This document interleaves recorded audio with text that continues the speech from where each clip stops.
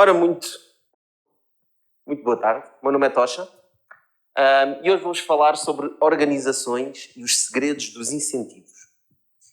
Desde o início da humanidade, que nós sempre procurámos formas de organizar e de estruturar formas diferentes dos nossos grupos de trabalho. Seja nos tribos que nós tínhamos, seja na forma como íamos caçar, seja nas cidades ou até nas empresas. Mas isto não é uma aula de história, não quero passar por toda a história da humanidade, mas queria-vos dar alguns pontos importantes para aquilo que eu vos queria apresentar. Cerca do século V, a Europa viveu o tempo do feudalismo. Foram durante 1000 anos que nós estivemos organizados nesta estrutura da nossa sociedade. E como é que funcionava o feudalismo? Na verdade, começava com o rei. O rei, que era o dono disto tudo, ele era o dono das terras, era o dono de toda a gente, mas ele tinha terras e precisava de as trabalhar. E, portanto, inventou uma lógica do nobre a quem ele assignava terras para explorar as terras do seu rei. Esse nobre também não queria trabalhar como o rei. E, portanto, o nobre precisava de camponeses. Camponeses a quem ele pagava a subsistência mínima para que eles pudessem sobreviver e continuar a trabalhar. O que é que os camponeses produziam? Produziam cereais, produziam matérias-primas, produziam um produto. Produto esse que depois o nobre podia comercializar, ou podia usufruir ele próprio, e que gerava um lucro. Esse lucro era distribuído então pelo rei e pelo nobre. O camponês teria simplesmente a sua subsistência básica. Cerca do século XVIII, mais ou menos final do século XVIII, nós tivemos a Revolução Industrial. E na Revolução Industrial, como é que estava organizada a nossa sociedade? Desta vez, em vez de um rei, tínhamos um investidor, que está todo. O investidor tinha capital e, portanto, ia ter com um proprietário, que queria lançar uma fábrica, e esse proprietário precisava de capital para comprar o espaço, para comprar as máquinas e precisava de capital para pagar um salário aos operários. Estes operários iam trabalhar na fábrica e iam produzir um produto novamente, produto esse que era comercializado no mercado e que depois gerava um lucro. E novamente, para quem é que ia esse lucro? Para o investidor e para o proprietário. E porquê que o lucro não ia para o operário? Porque a realidade é que o operário não corria o risco do negócio. Se a fábrica vender mais ou vender menos, o operário tem o seu salário garantido. Se a fábrica vender menos, o investidor e o proprietário vão perder o seu investimento. E esta é a base dos incentivos da nossa era capitalista. O risco que nós corremos está diretamente indexado aos lucros que nós podemos receber. Normalmente, isso implica algum tipo de investimento. Seja um investimento financeiro, seja um investimento de tempo. É preciso investir, é preciso arriscar para poder colher os lucros. Por outro lado, quando nós não queremos correr riscos e estamos dispostos a receber um salário, é normal que o nosso risco seja mais baixo e, portanto, os nossos lucros vão, consequentemente, ser mais baixos. Mais recentemente, tivemos uma nova invenção do ser humano, as startups. E como é que funcionam as startups? Mais uma vez, nós começamos com um investidor que tem capital e esse investidor vai procurar um fundador que tenha uma ideia revolucionária e que precisa de capital. Precisa de capital para quê? Seja para comprar produtos, serviços, mas precisa, acima de tudo, de capital para pagar salários. Para pagar salários a empregados que vão, novamente, produzir um produto. Esse produto vai para o mercado, e se tudo correr bem, há de ter um lucro que vai, novamente, ser distribuído entre investidor e fundador. Mas no caso das startups, o talento é super importante. E, portanto, nós inventámos uma nova forma, as chamadas stock options. E o que é que são as stock options? As stock options são nada mais, nada menos que uma forma que nós encontramos de conseguir dar alguma parte do lucro às pessoas que estão a trabalhar, aos empregados. Não é? E como nós vimos, risco dá lucro, sem risco nós não temos lucro. E desta forma nós alinhamos, de certa forma, os incentivos dos empregados. Isto porque eu acredito, piamente, que para nós conseguirmos construir a nossa riqueza pessoal, para conseguirmos ter sucesso, nós temos que ser donos de uma parte do negócio. Se nós simplesmente alugamos o nosso tempo, temos um preço à hora, X euros à hora, temos um tempo limitado que podemos trabalhar, que é máximo 15, 16 horas por dia, e, portanto, o máximo que nós podemos ganhar financeiramente será um X vezes um Y. A única forma de nós desassociarmos este ganho é sermos donos de uma parte de uma empresa. E é aqui que entra a lógica do Naval, que fala: if you want financial freedom, you must own equity. E o que é que eu acredito que é o futuro? O que é que eu acredito que é o futuro dos incentivos? Vamos agarrar novamente na nossa estrutura. Vamos imaginar um negócio como um restaurante. Quero abrir um restaurante, comida típica portuguesa. Novamente, vou procurar um investidor que me dê capital, pois eu preciso, como fundador desse restaurante, preciso alugar um espaço, comprar um espaço, equipar a minha cozinha e preciso, novamente, pagar aos empregados. Mas imaginemos que eu não quero pagar aos empregados. Eu quero alinhar incentivos. Eu quero alinhar os riscos dos incentivos e os riscos dos retornos.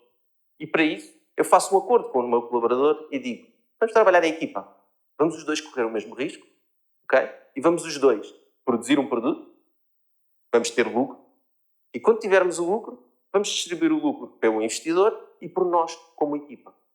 Temos um exemplo no restaurante. Temos dois tipos de empregados. Um empregado que chega à mesa e recebe o vosso pedido e vai-se embora. E temos outro empregado que chega à mesa, recebe o vosso pedido, percebe quem vocês são e diz, muito bem, quero um cafezinho. Olha, nós também temos uns pastéis de nata. E também temos aqui umas tortas. Portanto, faz a upsell de produtos. Se um empregado recebe um salário, qual é a motivação, qual é o incentivo que ele tem de fazer a upsell de produtos? Ele vai receber o salário mesmo. Se ele vender mais ou se ele vender menos, o salário dele vai ser igual. A única forma de ele estar motivado e ter os incentivos alinhados com o fundador, com o investidor, é ele também receber parte do lucro. E é isso que eu acredito que no futuro vai acontecer. Mas e quanto a fornecedores? O restaurante também precisa de fornecedores, precisa de comprar bens para fazer comida, precisa de comprar máquinas. Como é que funciona hoje em dia a relação entre cliente e fornecedor? Normalmente, um cliente vai ter com o fornecedor, faz um pagamento ao fornecedor e, em troca desse pagamento, o fornecedor fornece um bem ou um serviço. Qual é que é o problema desta relação?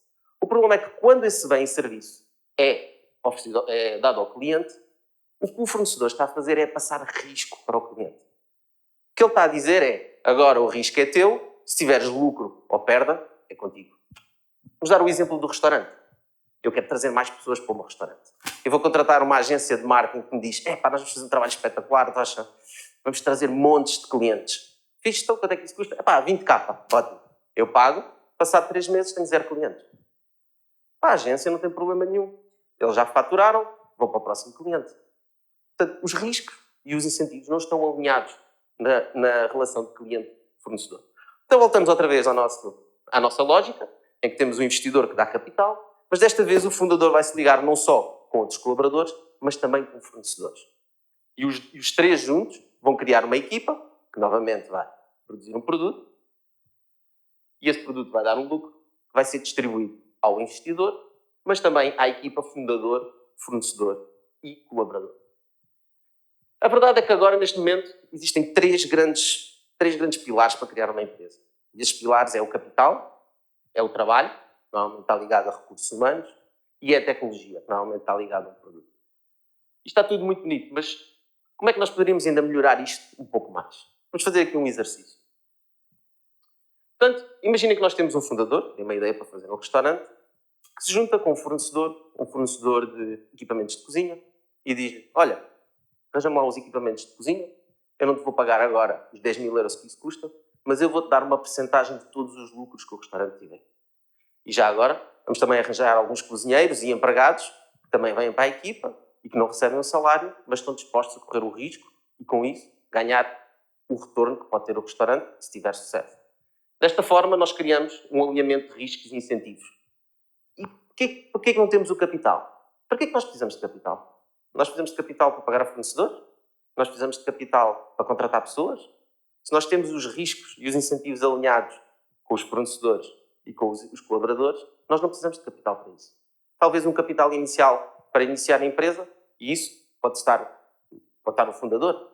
E assim, nós conseguimos eliminar a necessidade de ter um investidor, conseguimos juntar vários stakeholders numa pool só, criar empresas que vão criar produtos que vão gerar lucro, e esse lucro vai todo para a equipa que criou esse projeto. Agora, isto é muito bonito de se dizer, mas a realidade é que há aqui um grande desafio. Juntar estes vários stakeholders é complexo. Não é tão simples como o meu exemplo do restaurante. Numa empresa nós temos contabilista, temos advogados, temos recursos humanos, vendedores, temos todo o tipo de pessoas diferentes. Como é que nós vamos gerir esta relação entre todos eles? É um desafio. E essa relação e esse desafio é exatamente o que nós temos estado a trabalhar. Portanto, nos últimos tempos, eu e a minha equipa temos estado muito apaixonados tentar resolver este problema e é um bocado este desafio que eu vos queria trazer a vocês aqui hoje. 3 desafios. Primeiro, se vocês trabalham numa empresa e não têm os incentivos alinhados, ou venham falar connosco, inspirem-se na internet, existem montes de formas de o fazer, alinhem os incentivos com os vossos empregados, com os vossos stakeholders, com os vossos fornecedores. Eu acredito que o mundo será muito melhor se nós o fizermos, as pessoas vão ter melhores vidas e as empresas vão funcionar muito melhor com os incentivos alinhados. Segundo desafio, se algum de vocês quiser criar uma empresa e essa empresa e se revêem neste modelo que eu falei aqui, venham falar connosco, nós temos as ferramentas, temos as frameworks, podemos ajudar a montar isto e podem assim criar melhores empresas, mais eficientes, com colaboradores mais felizes e dar mais liberdade financeira aos vossos colaboradores e às pessoas que colaboram convosco. E por terceiro e último, porque isto para fazer é difícil, nós procuramos mentes brilhantes, pessoas com criatividade, pessoas que pensem fora da caixa, pessoas que se queiram juntar a nós a resolver estes problemas complexos, que são difíceis de resolver, mas que são possíveis. Pessoal, a verdade é, a redução dos incentivos vai chegar. A questão é, será que vocês estão preparados? Obrigado.